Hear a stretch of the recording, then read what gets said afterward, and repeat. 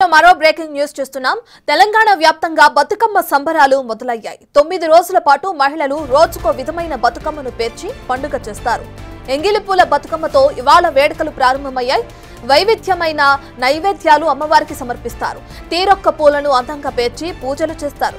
ఇక హైదరాబాద్ లోని ఎల్బీ స్టేడియంలో బతుకమ్మ సంబరాలు ఘనంగా నిర్వహిస్తున్నారు. సద్దుల బతుకమ్మ వరకు ఈ సంబరాలు వైభవంగా నిర్వహిస్తారు.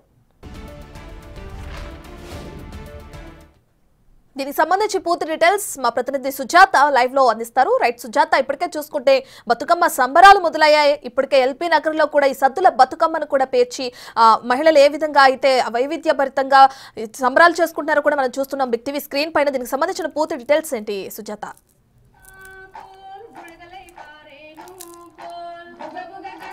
పూలని దైవంగా ఆరాధించే పండుగ బతుకమ్మ. దేశమంతా ఒక రోజు ముందే తెలంగాణ రాష్ట్రంలో బతుకమ్మ సంబరాలు మొదలవుతాయి.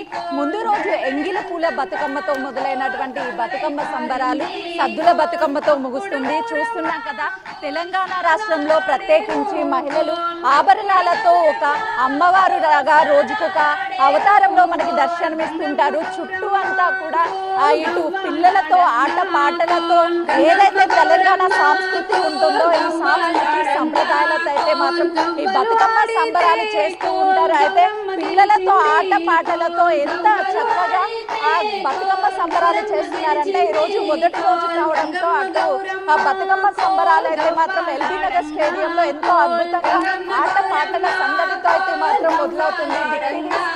చూడొచ్చు ఈ స్టేడియం మొత్తం మహిళలతో అయితే మాత్రం ఎంతో పాటలతో సందడి వాతావరణం మొదలైంది. మొదటి రోజు ఎంగిలి పువ్వు బతుకమ్మ ఏదైతే ఉందో ఈ బతుకమ్మకి సంబంధించి వివిధ రకాల పూలతో అయితే మాత్రం బతుకమ్మని అలంకరిస్తూ ఉంటారు. ఉదయం నుంచి బతుకమ్మ సంబరాలతో మహిళలు పెద్ద ఎత్తున ఈ సంబరాల్లో పాల్గొంటారు. అయితే ఈ రోజు తెలంగాణ ప్రజలు పితృపక్ష అమావాస్య పితృమాసం అంటారు. నైవేద్యం కూడా ఒక్కొక్క రోజు ఒక్కొక్క నైవేద్యాన్ని అమ్మవారికి పెడతారు. అయితే ఎంగిల పూల బతుకమ్మ అనడం వెనుక అనేక కారణాలు చెప్తూ ఉంటారు. ఈ రోజు గౌరీదేవికి సమర్పించే నైవేద్యం ప్రత్యేకంగా తయారు చేస్తారు. నువ్వుల పిండి నూకలు కలిపి నైవేద్యంగా అమ్మవారికి సమర్పిస్తారు. అయితే 9 రోజుల పాటు ఎంతో అంగరంగ వైభవంగా తెలంగాణ రాష్ట్రంలో ప్రత్యేకించి బతుకమ్మ సంబరాలు చేస్తారు. అయితే కేవలం మన తెలంగాణ రాష్ట్రంలోనే కాకుండా దేశంలోనూ వివిధ దేశాల్లో కూడా ఈ బతుకమ్మ సంబరాలు చేస్తూనే ఉంటారు. ప్రత్యేకించి ఈ బతుకమ్మ సంబరాలకి సంబంధించి ఎంగిలి పూల బతుకమ్మ కోసం ముందుగా ఒక రోజు పూలు తెచ్చి నీళ్లలో వేసి ఉంచుతారు.